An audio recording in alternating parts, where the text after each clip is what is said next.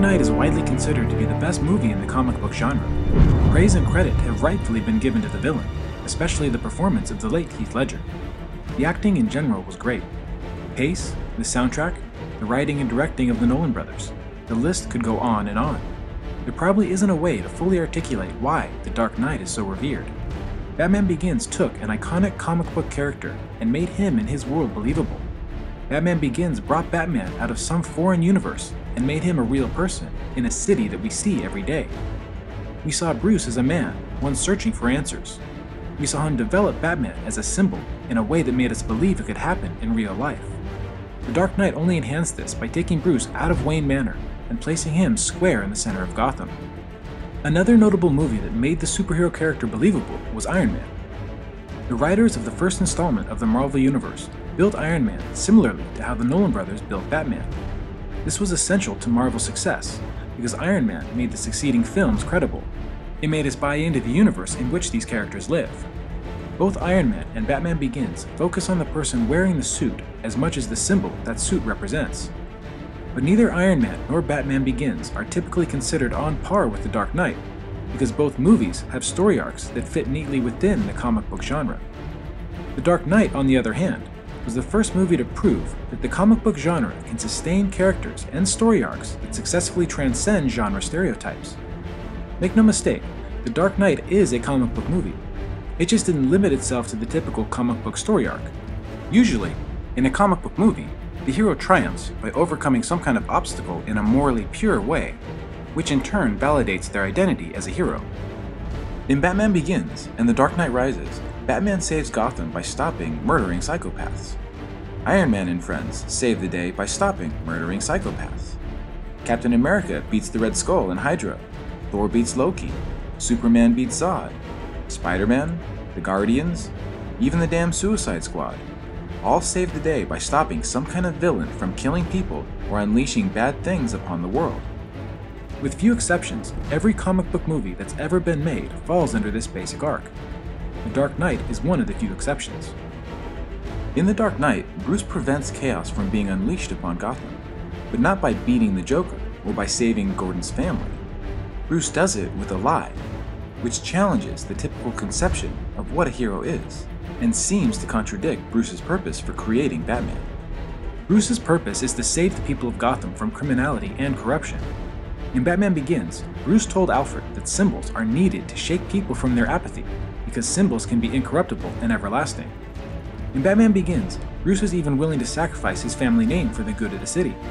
By the beginning of The Dark Knight, Batman has become the extension of Bruce Wayne's purpose as a human being, and consumes his life to the point where Bruce Wayne and Batman are nearly inseparable. Batman has become Bruce's soul, and the only way Bruce can separate himself from Batman is with the emergence of an even greater symbol, Harvey Dent. But the Joker turns that symbol into a hammer that, when exposed, would break the spirit of Gotham, causing the people to lose hope that a brighter day was near.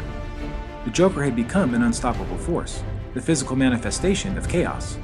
And chaos seemed to be unavoidable until Bruce finally understood that he'd met an adversary that could not be defeated by Batman.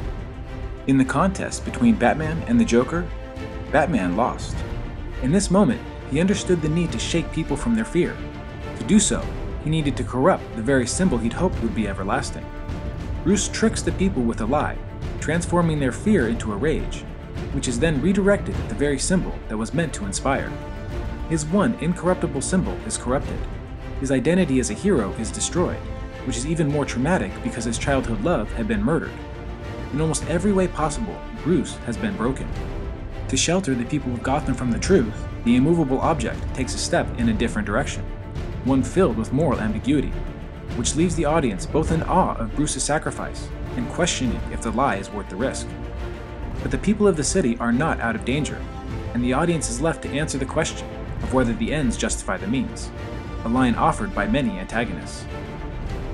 The events of Batman Begins saw Bruce slowly become a morally pure hero, but at the cost of the Wayne family name.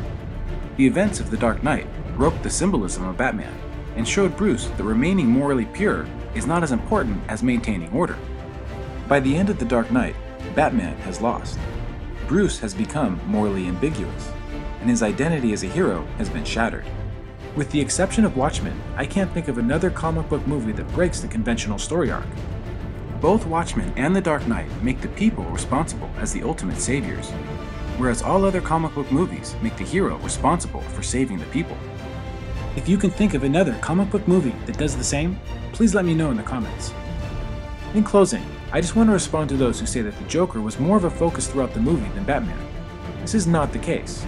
The Joker drives the plot, but the whole movie constantly builds to a fateful decision, one that needs to be made by Bruce. What are you willing to do for what you believe?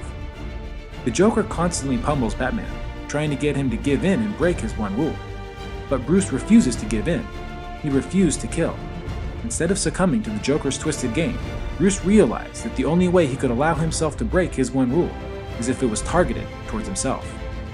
He has to kill the idea and symbolism of Batman so the symbolism of Harvey Dent can survive.